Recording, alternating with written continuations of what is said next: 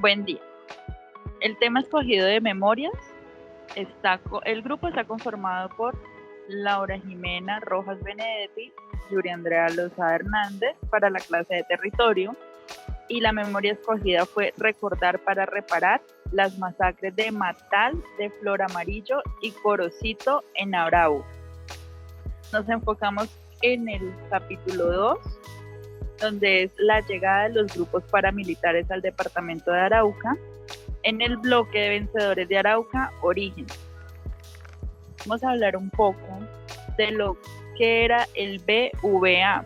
Es la conformación del bloque de vencedores de Arauca, que fue el resultado de la unificación o reorganización de las estructuras de autodefensas y paramilitares persistentes.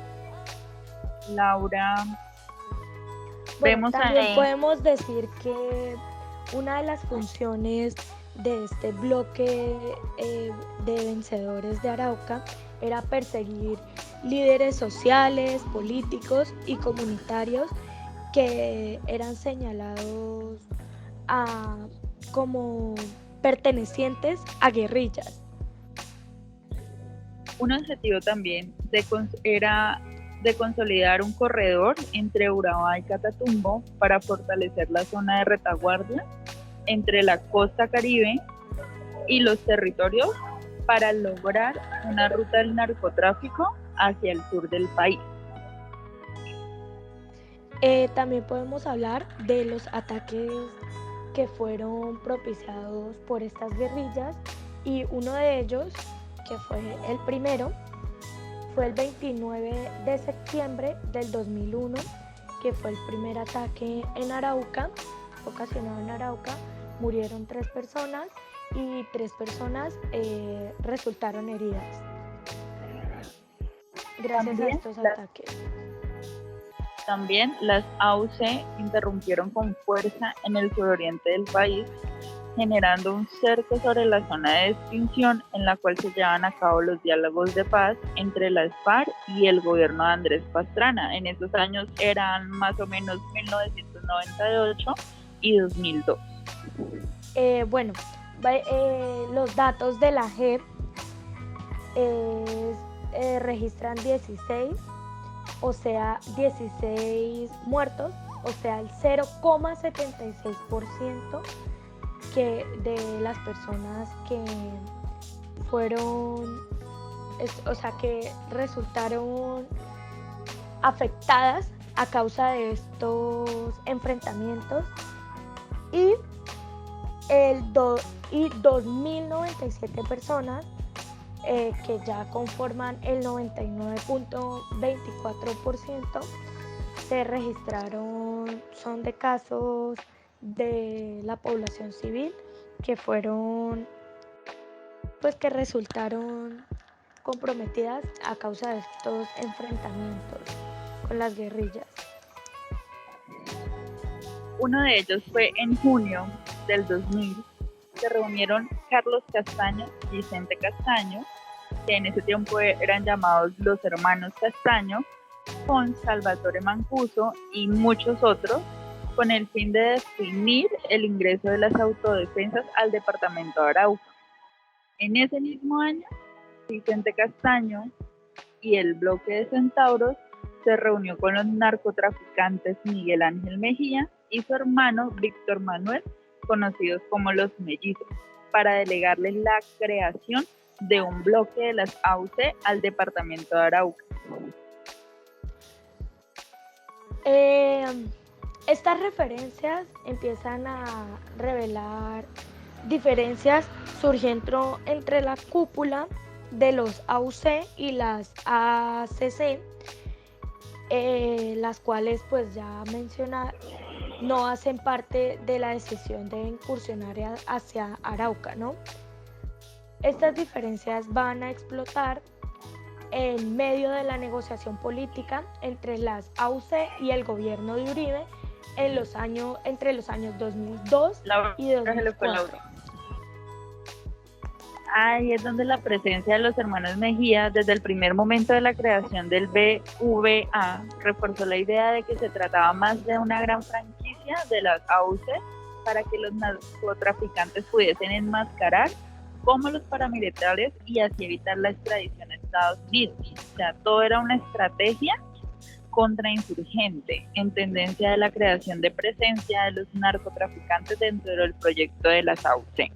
En las denuncias que se hicieron en la mesa de negociación entre los paramilitares, el gobierno de Uribe, en Santa Fe de Ralito, desde el 2003, pues más que una estrategia coyuntural y oportunista de narcotraficantes que se convertía en paramilitares para evitar la extradición, ¿no?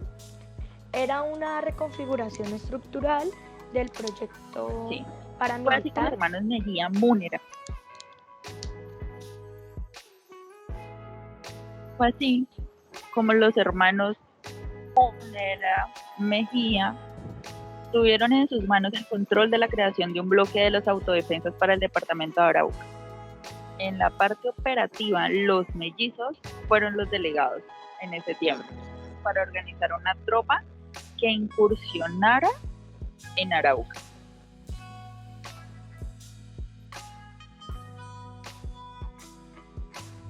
Villa Zapata había conocido a Fidel Castaño como a comienzos de los años 90, cuando lo puso en contacto con varios ganaderos del sector y que estaban interesados en apoyar la causa de los paramilitares.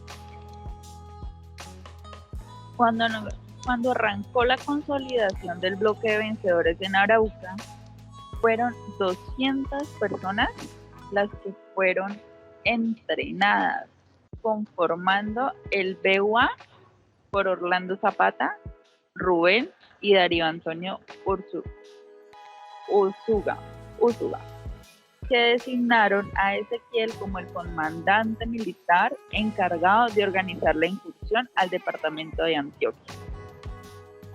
Aunque no dejamos atrás que el BUA tuvo presencia en 5 de los 7 municipios de los del departamento, salvo Arauquita y Fortú. De allí iniciaron el recorrido hacia el caserío de Puerto Gaitán, municipio de Tame, donde oficialmente los paramilitares incursionaron en Arauca el 7 de agosto del 2001. Y de aquí ya podemos empezar a hablar, ya nos podemos adentrar a otro tema y podemos empezar a hablar de la presencia y consolidación del bloque vencedores.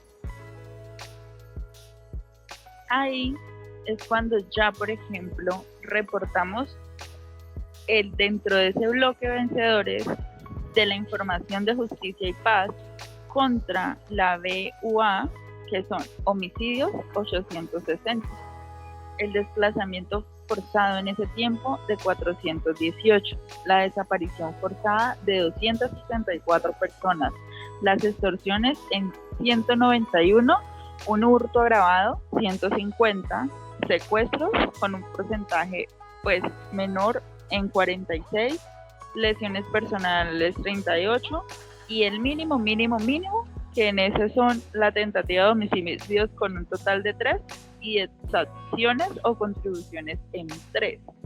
Ahí damos paso a que el poder de la guerrilla en ese territorio era demasiadamente importante contra el ejército, y en ese tiempo existía con gran fuerza la FARC y el ELN, logrando consolidar su homogéneo social, político y territorial en el departamento de Arauca, y el papel asignado en muchos casos, esperando por parte de las guerrillas, era de servir de interlocutor e intermediario respecto de las demandas sociales ante los gobiernos municipales.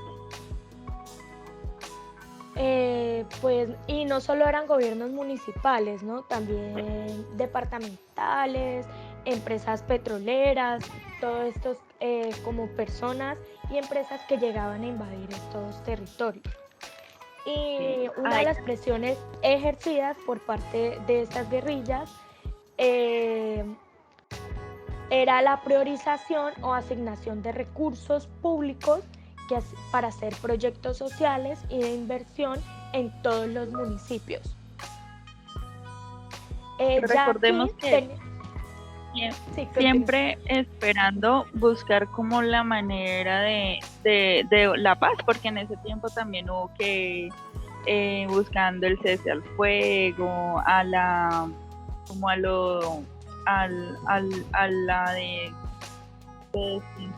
que terminara esta guerra.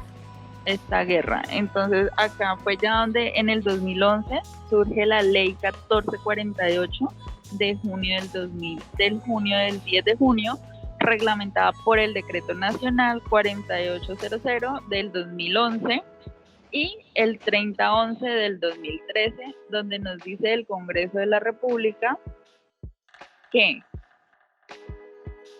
el objeto de la ley es la presente tiene objeto establecer un conjunto de medidas judiciales, administrativas, sociales y económicas, individuales y colectivas en beneficio de las víctimas de las violaciones contempladas en el artículo 3, donde podemos ver que así sean violaciones hechas a las víctimas, seguimos en lo mismo y eso no ha cambiado.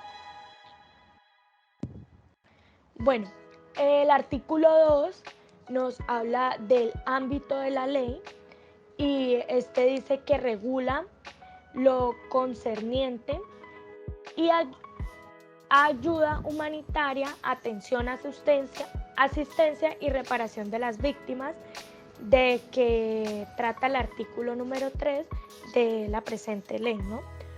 Y este nos ofrece herramientas para que se reivindique su dignidad y asuman su plena ciudadanía. Y como lo dice el artículo 3, en el objeto del artículo 3 dice víctimas. Se consideran víctimas para los efectos de esta ley aquellas personas que individual o colectivamente hayan sufrido un daño por hechos ocurridos a partir del 1 de enero de 1985. Que yo creo que eso a la fecha todavía no responden muchos desaparecidos.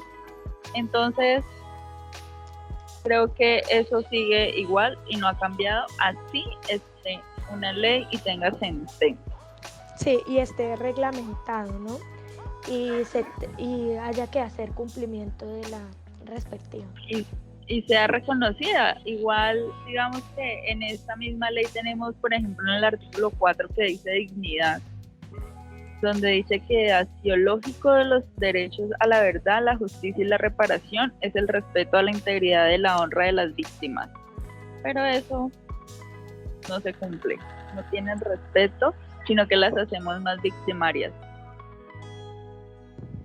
Sí, pero también podemos decir que hay mucha gente como deshonesta que no tiene buena fe y no hacen tampoco cumplimiento al artículo 5, que es principio de buena fe, y este nos habla un poquito de que el Estado presumirá de la buena fe de las víctimas y que tratan pues la presente ley, y la víctima podrá acreditar el daño sufrido por cualquier medio legalmente aceptado. Y luego hablan del artículo 6 de la igualdad, donde dicen que las medidas contempladas en la presente ley serán reconocidas sin distinción de género, respetando la libertad de orientación sexual, algo que está en este momento violentado, raza, la condición social, la profesión, el origen nacional o familiar de la lengua, ante lo religioso, político y filosófico. Y si fuéramos a hablar de esa ley que es demasiadamente extensa, sino más leyendo hasta el artículo 6, nos damos cuenta que no se cumple.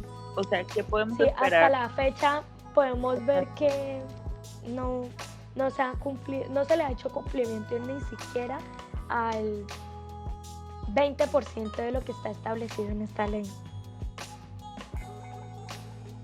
Lo bonito de todo esto es que podemos conocer más de algo que desconocíamos y que podíamos a veces pasar por ignorantes. Así es conocer un poquito más de la historia de nuestro país y de saber qué ha pasado, ¿no? y recordar también esta frase que es de que el que no conoce la historia está ¿cómo es? Condenado a repetirla, ¿no? Sí, eso es cierto. Entonces, con esta información y con esta memoria, con eso tan bonito que decidimos escoger, que aunque una memoria no tan larga, y que el título lo dice todo, ¿no? Recordar para reparar. Son historias vividas, son memorias de personas que vivieron en ese tiempo, que sufrieron, que perdieron a algún familiar y que hasta el momento no han podido superar ese dolor en ese momento de dolor que tuvieron.